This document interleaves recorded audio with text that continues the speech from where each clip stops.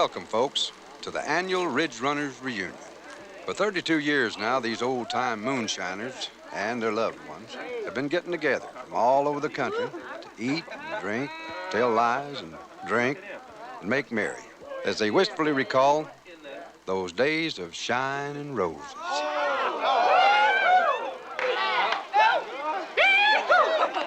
Go to holly.com, make sure that when you purchase, tell them that we sent you. You have to do so in person or via phone or via email or via social media. And with that, this is the Dukes of Hazzard review. This is Season 2? Wrong one. Season 2, episode Season 2, episode 1. Days of Shine and Roses is the name. Written by Bruce Howard. Directed by Hollingsworth Morse. Original air date September 21st, 1979. Is that right? It is right. The original Kibbe Friends show review was episode 10 in September of 2016, and again with Clay Milliken in episode 300 in July of 2024. Here's the show preview right here. Boss and Jesse get into a grudge race. Who's the greatest moon runner of all time? Yeah, I don't see no problem with you winning that race. Car against car. Don't do it.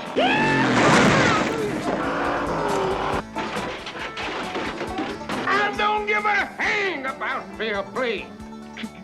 Those dirty sidewinders.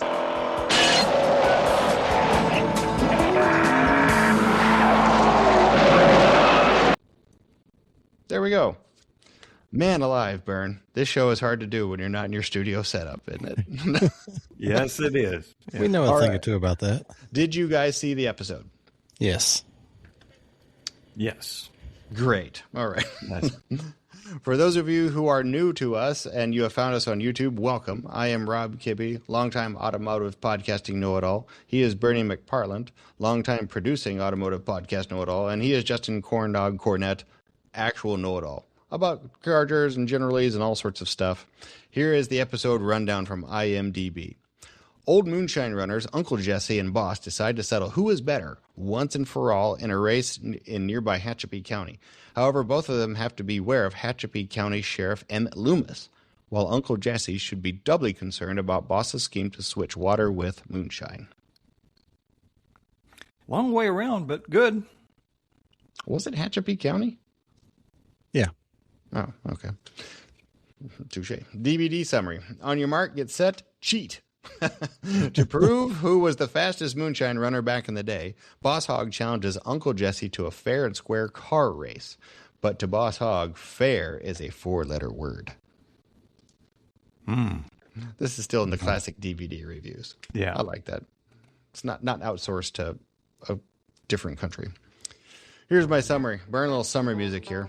This classic episode features the finest early era of the Dukes, with Boss and Jesse trying to prove once and for all who is the best moonshine driver. Why? Because of the male ego, Bernie. That's why. Bo brags that Jesse's the best. Boss gets butthurt about it. They have to race cars into Sheriff Loomis's territory and get back to see who's the best. And then Boss rigs the game to win anyway. We get great stunts. We get classic Western barflies in this episode. We get Catherine Bach at a very stunning age. We get Disney Ranch and the bridge from Joe Dirt and that bootlegger turns that will rip Leaf Springs out. And if that's not enough, it encourages drinking and driving. That's probably not good. I give it 9 solid corn dogs. All right, did you guys enjoy the episode? I did. Yes. It's been a little while since I've seen it, but yes, I always like this one. How about you, Bern? I did like it. I like the cheesy home movie things at the front that somehow a home movie would have a hood-mounted camera looking into the cab. It's just Right. awesome. It is not without its problems. Is that a problem or what? So to give people the rundown here, and the good news is, even though we can't share the clips while we're recording, Kirk will be able to insert them here in video form, and Bernie in audio form. We get an episode that starts out with a former revenuer showing home movies of Uncle Jesse and Boss Hogg in their bootlegging days. Yeah.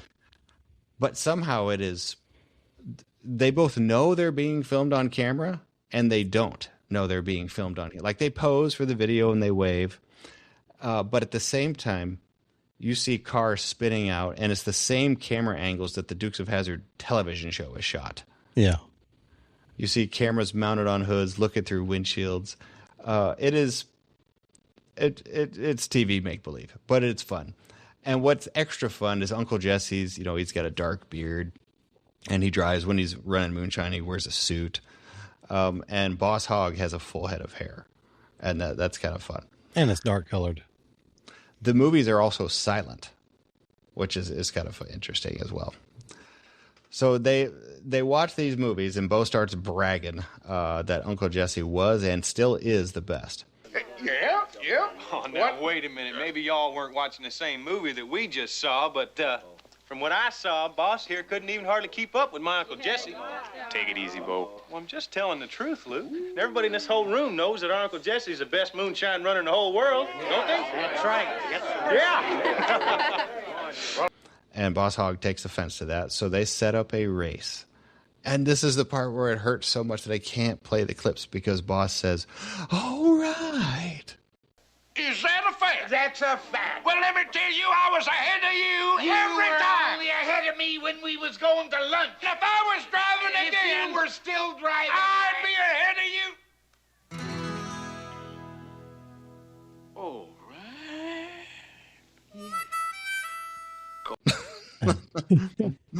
By the rules of the Ridge Runner, we got to do this and we got to do that, and then they got to go race against each other. Well, they both click at the same time because they're arguing back and forth, and then all of a sudden it's like, oh wait, this is the Ridge Runner rule that if this happens, then we must do this, and so that's kind of where it takes off.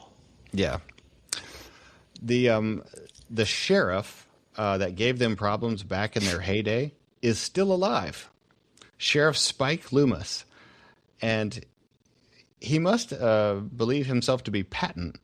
Because, the George C. Scott Patton movie where he's standing in front of the flag? Yeah. That's what Spike Loomis has of himself. He has a photo of himself in front of the flag that's both behind his wall and then on another wall in front of him. Yeah. And he's called Spike Loomis because he carries a railroad spike and he dismantles or moonshine runners' cars with them. Yeah. And what's odd is on these body panels, there's a square patch right where he needs to embed the spike and rip the panel off. So it's almost like it's made. I don't know if you caught that putty. Yeah, it's made. And also, none of the body panels are actually bolted to the car for some reason. Yeah, they were. Sure, they were. He ripped them off the bolts. I think the first car he takes off is a car from season 1, that Mercury. Yeah. That was his car. So as the episode progresses, then we get the classic Western barflies. What's the name of that Western guy with the, oh my goodness, I've never seen anything like this in my born days. Yeah, he was on Back to the Future and Green Acres. Yeah, that's true. Yeah, he was the one always selling junk, wasn't he? Yeah. Yeah. Pat Buttram's his name. And Bernie, I think you'll find in your clip folder a clip from this episode with Pat, and then another one from Back to the Future 3. And the Back to the Future 3 one is a favorite. Go ahead and play him here. Everybody, a toast. A toast to the final moonshine run between Jesse Duke and Boss J.D. Hogg. And I am laying even money on Jesse Duke to win. Any takers? Everybody everywhere will say Clint Eastwood is the biggest yellow belly in the West. And that's the one where I think he says, if you don't go shoot Biff Tannen, you'll be the biggest yellow belly in the West. Yeah. Clint Eastwood will be the biggest chicken or something like that. Biggest of all time. yellow belly in the West. The episode does progress, though, and they each have to get a car. So Uncle Jesse, remember in season 1 how he had Black Tilly? Yeah. Well, suddenly it's gone. And he needs another Black Tilly, and Cooter provides him a blacked out, I think it's 68 Mustang coupe, 68 or 67. I can't remember which year. And under the hood You've seen this before. Is a blown big block Chevy. from a different episode in a different car that's green. The same blown big block Chevy that was in the 69 Charger for Repo Men when they bought the Richard Petty wrecked race car. Yeah. The very same indeed. So Uncle Jesse takes that out to rip it around, and he seems to have fun with it. At one point, Roscoe decides to sabotage it by throwing, river water in it or something? What does he throw in the gas tank? I don't know that they actually really say what he puts in it. He probably put sugar in the tank or who knows what, but it was not good for the engine. Yeah, they never really said, did they? I just assumed it was water. I assumed so as well. Luke doesn't want Uncle Jesse to know that Boss is cheating, though. And Boss shows up in his equivalent car. He shows up in a 68 Camaro. Yeah, it was either a 7 or an 8, because one scene it had the vent windows, but like just the front section of the vent window, not the vertical or the glass, just the kind of at a 45-degree angle. And then I don't know if they removed it or they had another car that just didn't have it all together. But you could see on the windshield molding where they just spray bombed everything gray, a couple spots where maybe some tape peeled it off. So it was the same car, but maybe they altered the door glasses to where it looked more race carish.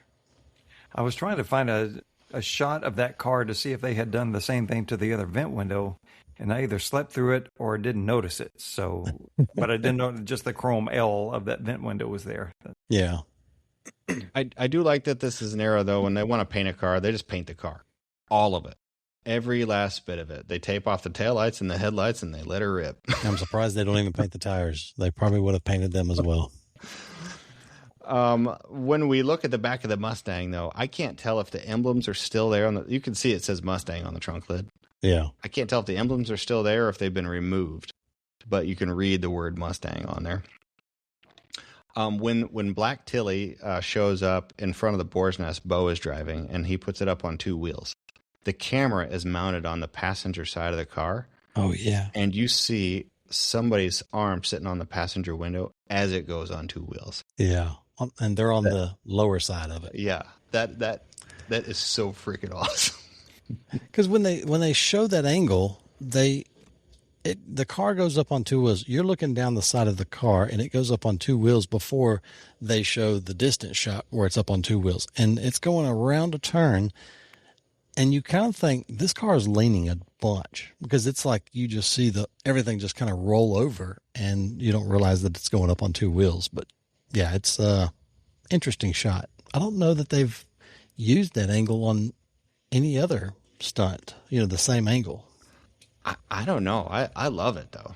Yeah. Because it's so gentle. And you're just riding down the right side of the car, and then all of a sudden you just tips to its side. Yeah, because it just looked like body roll at first.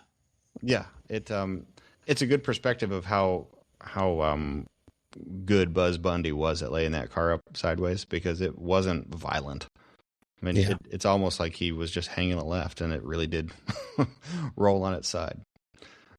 Boss Hogg does have a trick up his sleeve, though, and part of the Ridge Runner rules is that they have to carry moonshine or 10 jugs of something into the other county and back. And Uncle Jesse insists that it be water, not moonshine, because he's made a deal with not the USA government, but the US of A government. Yeah. He says, I won't hold that. But Boss Hogg goes ahead and he puts real moonshine in the car, knowing that he wants to get Spike Loomis to catch them. And this gets to the second set of great stunts. So Cooter shows up with his tow truck with the water jugs in them. He flies up behind Uncle Jesse's Mustang. Luke and the General Lee gets out of the right side of the General, jumps over to the Mustang. No, there's no protective anything here. Right. This is old school cowboy stunts. Mm-hmm. Lands on the Mustang, gets the trunk lid open, throws out all of the bottles of moonshine. Cooter drives up next to him, hands him the new ones, then the General pulls back up and he gets back in. There's no cords, there's no protection, there's no OSHA. Nothing. It's so impressive. That scene may have really been good. what that scene may have been what caused OSHA to start getting, a little bit more antsy about that kind of stuff.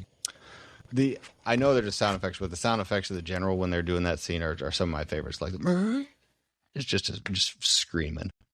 It always sounds to me like it's stuck in second gear.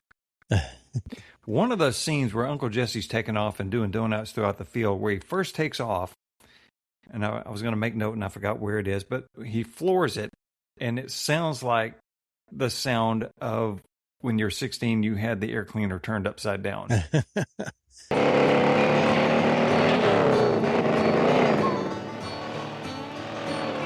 Just that very specific sound. I won't try to make it here. Whoosh sound. Yeah, you know the one. It's like, that's interesting.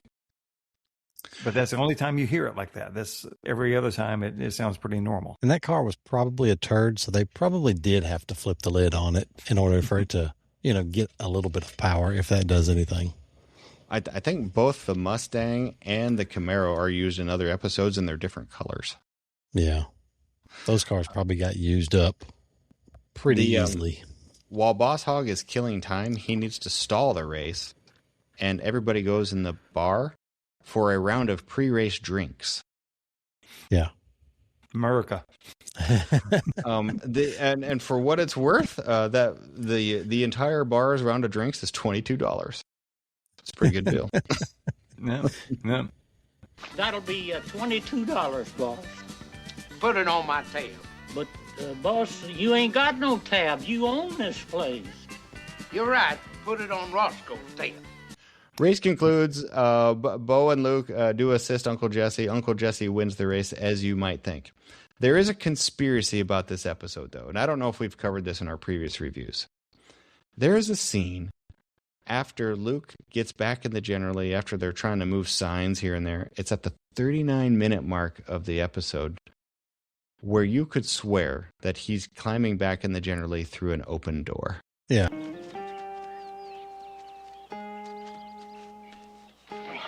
Well, if Jesse still believes in signs, he's back in his... Is he? I'm sure he is. They get the camera angle just right to where, he doesn't have to actually climb through the window. So they did it quite a few times. I hate that. Those were awesome stunts, going back and forth like that. I was wondering, they're wearing boots, so I don't know if you can rehearse something like that in a take, or you adapt as you go, or there's some gummy stuff on the bottom of your shoes to help with that, because boots don't grip. Yeah.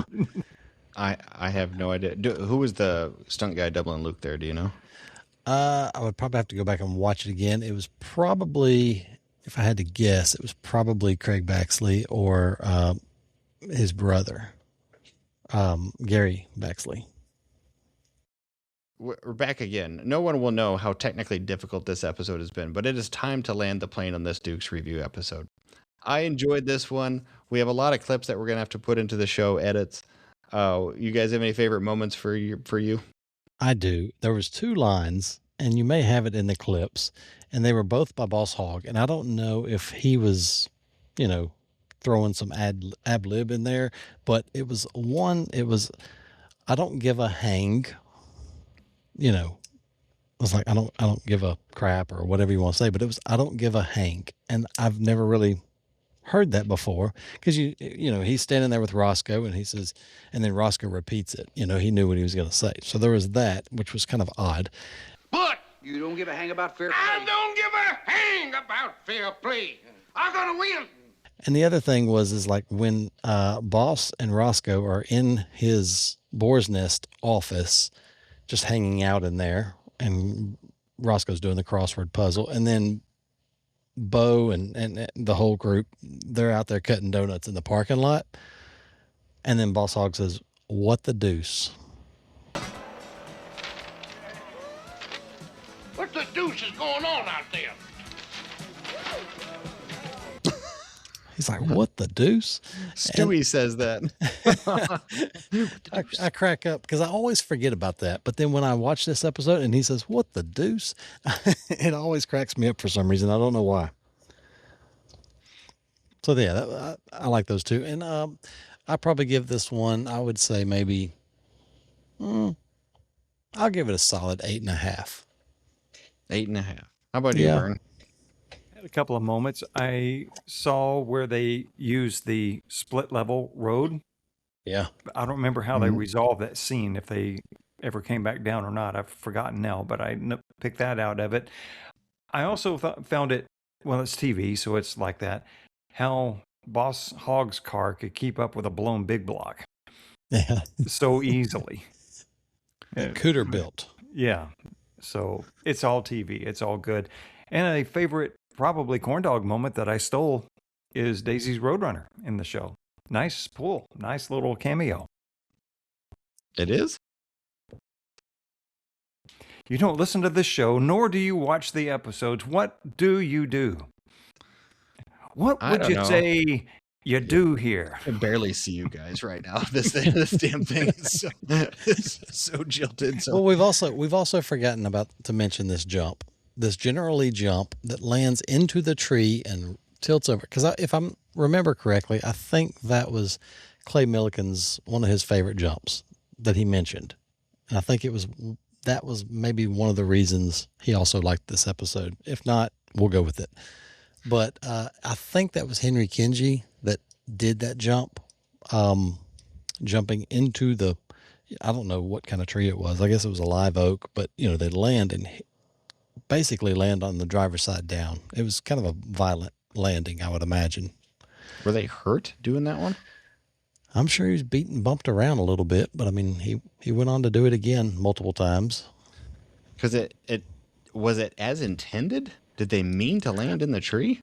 I don't think they were intending on hitting a huge limb and altering the car in that midair. I think what they wanted to do is they wanted to jump through the trees and it just kind of blow leaves everywhere. Mm-hmm. Like he just busts through the tree and it just comes out the other side and lands and keeps on going. But yeah, it violently twisted the car midair and it came down on its driver's side, and no telling how that landing actually was. But we don't ever get to see any of that. Yeah, it was pretty awesome jump, to be honest. Do they ever reuse that one? I don't think they do. And if they do, they may show it from a different angle and you don't really get to see it twist as bad. They may, I'm sure they shot it from the rear and then they maybe shot it from the front. But yeah, I don't really remember seeing that particular angle again. It is a killer jump. And I think I do remember Clay saying that. Yeah. All right, everybody. I think we're going to wrap this episode up because we're 3.5 hours in. And we've aged. Guys, anything before we go? I had a hard time finding the episode, even though I had already found out that I'd purchased it on the platform that I watched it on.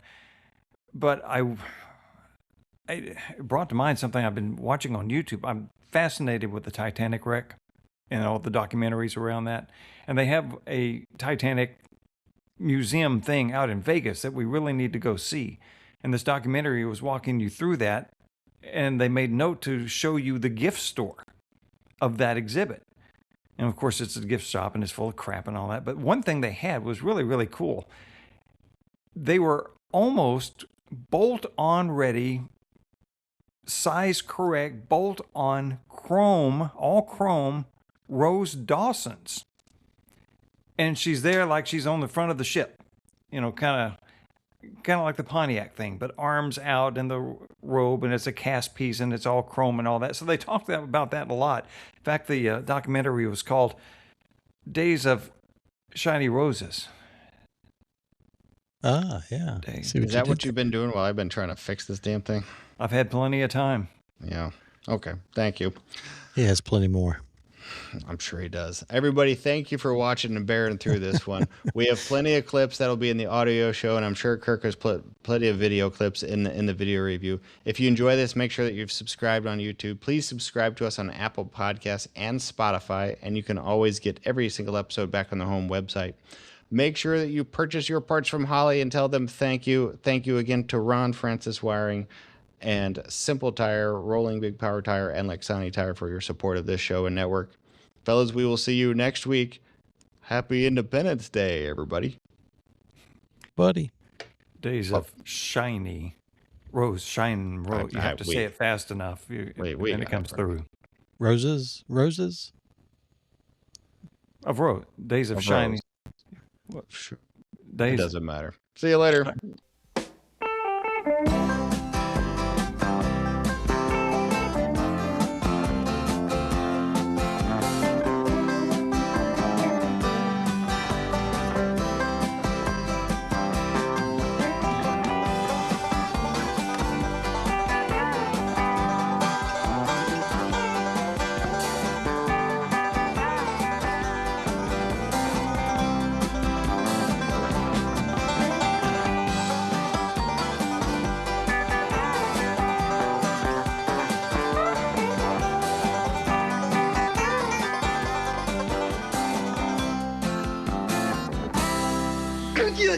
you